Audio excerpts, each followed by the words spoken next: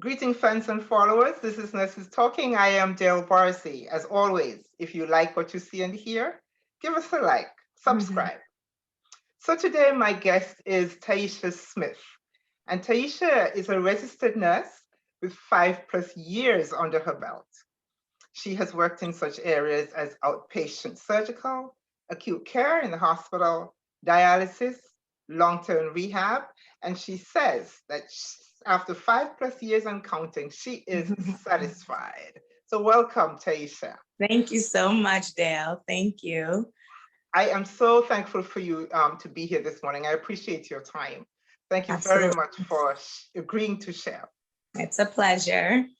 How are you, though, otherwise? I am well. How are you? I'm very well. I'm very well, thank you. Good.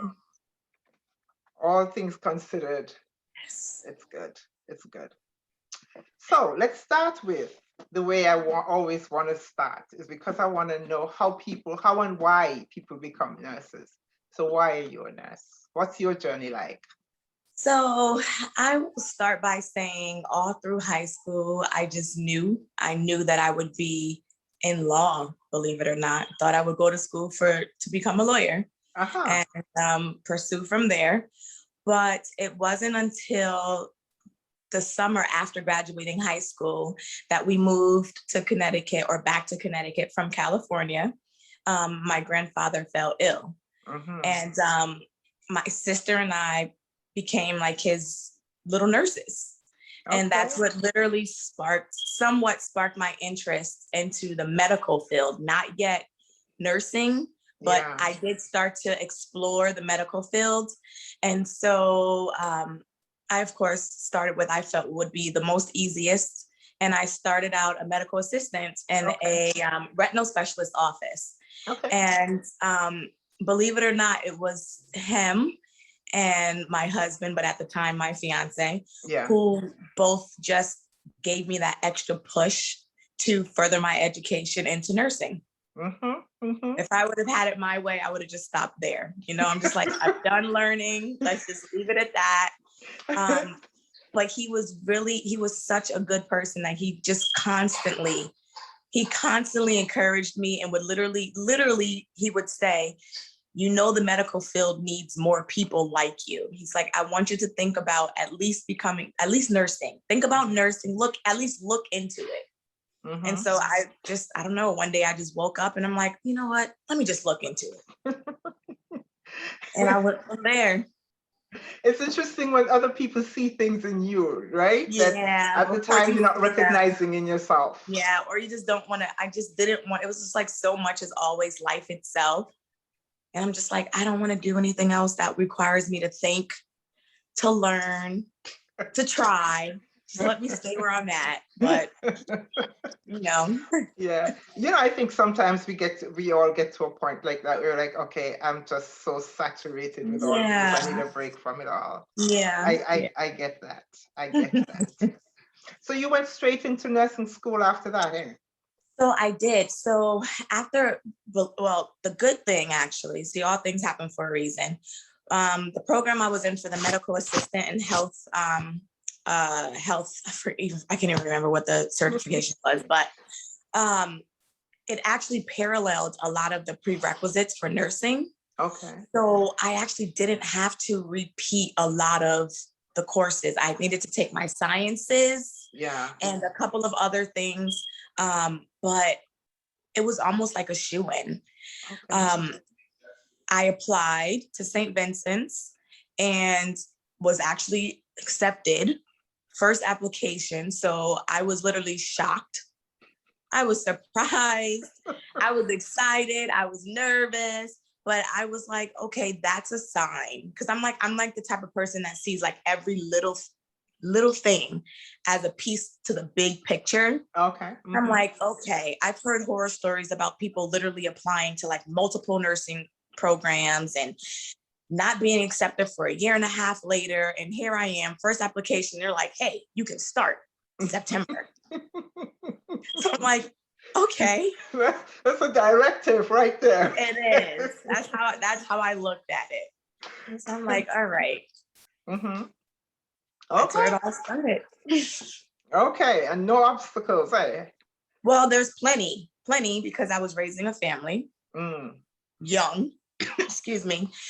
We weren't married at the time, so I was still considered single, but young, raising a family. I needed to work. You know, we both needed to have our income to put towards the home. So I literally continued to work full time. St. Vincent's at the time, I was blessed because they had a night and weekend program full time. So I was able to work full time and go to school full time. Literally, my day started at like 5 a.m. and it ended probably well after 10 p.m. Monday through Friday, Saturdays and Sundays. So there were plenty of obstacles. I commuted to work. So that was one. It literally looked as if we were smuggling children, like, because his schedule was opposite mine. So when I'm going to work, he was coming from work. I would literally meet him in the parking lot of my job. I'm throwing the kids into his car. He's taking the kids and driving away. And I'm going to work my shift, and then back to school. Yeah. So plenty of obstacles, plenty of endless days, you know, days that I didn't sleep as well as I should have. But for whatever reason, I had that push that just I found the energy, you know, I was blessed to find the energy to keep going. Oh, yeah. I was interested that you said you were going to school full time and you were working full time. You forgot you were a parent full time. Yeah, exactly. So in all of this, who offered you support? My husband is one. Main one, I would have to say, because he literally picked up where I dropped off. He literally said, don't worry about anything but your schooling. So he cooked, he cleaned. I still handled the school part of things with the kids because that's just my niche.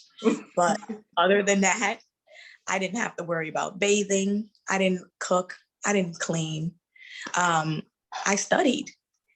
And I would say second, my employer at the time. He's the one who first even put the bug in my ear. And he's like, whatever you need, whatever time you need to go, just let me know. But me being the type of person I am, I didn't want them to, you know, suffer, so to speak. Want to take advantage, on my behalf. So I still, you know, worked my 40 hours. There were times that maybe, you know, I would leave early on a day because I felt I needed to study more. And he's like, go, you know, so my family, period, my mom, my mother-in-law, I didn't have to worry about the kids. That was a big, big weight off of my shoulder. It's always good to have that village, isn't it? It's always good to have that village. I needed it. It. Yeah. Awesome. So I see that you have worked in some different areas of nursing. You've done dialysis, you've done outpatient surgical. Yeah. So how did that come about? And which of those is your favorite? So I would say I probably have two favorites for two different reasons. I would say my acute hospital. Okay. Because for one, it keeps you on your toes. You're forever learning. Yeah. You learn and you get to teach. And it just keeps you up on your skill as a nurse, in my opinion. And second, I would say, which surprises me even while I'm saying this, but the long-term rehab. I told myself that was the one type of field of nursing that I probably would avoid, because I honestly felt it would have been like redundant. But then once I actually started a position in that field, it was total opposite. The experience was total opposite for me. I looked at it from a total different point of view. It's like I actually get to take care of people and actually see the response to the care I provided. Unlike the hospital, you see it, but only for a short period of time. But the long term, you see them you know, you eat with them, you sit with them, you don't feel rushed. You know, there's acute moments. Yes. And there's plenty of redundant moments, but it's a different vibe. It's a vibe that I didn't think I would actually like. Yes. And yeah, so it was actually amazing, to be honest. Yeah. You know, I can actually identify with that. I can actually identify with that. Like you, I was the acute care kind of nurse, and as a student nurse in my a geriatric rotation, the one thing I knew is that I literally could not stand it. I was like, this is no. And then after my children were born, and I needed to, I wanted to work in a less stressful environment. I thought. And I got into long-term care there for a little bit and thought, oh, no, this is absolutely not what I thought it was going to be. It has its own busyness. It does. It has its own business. Does. Totally It does. does. Yeah. And you still get that, and I still get that, I get that gratification, that feeling of wholeness. That is one of the reasons I even continue to explore the idea of nursing, because I wanted to help, you know, I wanted to make people feel good. And so the long term, it's just so different because they actually know my name. Yes. You know, they like, when they see me, they smile. You know, unlike the acute, they're usually in distress. So you're meeting them, you know, at not the most happiest time of their lives. And so it can sometimes be one and done. You know, you meet them, you play your part, and then it's done. It's done. Unlike the long term. Yeah. So it was, yeah. I actually, after thinking about it now, I would actually have to say that's my favorite. Okay. My favorite. I get it. I honestly do get it. What do you see? I mean, for me, from my perspective, I'm a 46-year plus nurse. You're a 5-year plus nurse, so you're gonna have to forgive me from my perspective. I say you're a new nurse. So can you tell me, what would you like to see? What do you see now when you look ahead, and what would you like to see in nursing? In nursing, I would like to see hope that there's more training. And when I say training, I don't mean specifically hands-on skill wise, because we get that. We do get that on a daily. But I mean more where it comes to like the emotional ability to have or to find empathy for others. Because I find that it's very easy to get consumed with just getting the task done and moving on, because our days are long. Yes. Demands are heavy, and it weighs on you. And I find that sometimes it's very easy to lose that empathetic and that sympathetic part of nursing. And so like for I would love to see that, you know, just more time taken for nurses to reflect. I think it would do the world of nursing a justice. Okay. I understand that. Yeah. I get that completely. And you're right about that, because too often we leave work so full of stuff without time to actually decompress. Even in between on our day, even in between tasks and cases and stuff like that.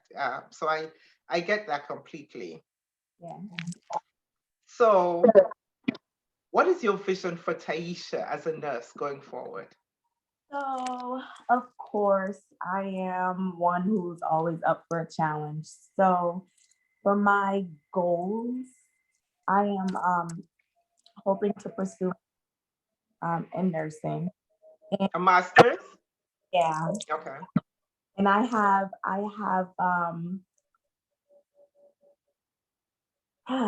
I have visited the idea of maybe one day opening my own like center of some sort. I don't know if I would like to do like an assisted living type of facility, or more so like a training facility for nurses. But I want to be in a position to teach. And so, of course, we would need that master's degree behind our belt. And that's my next venture. So Taisha, I'd like to know, what do you do for relaxation and self-care? How do you take care of you?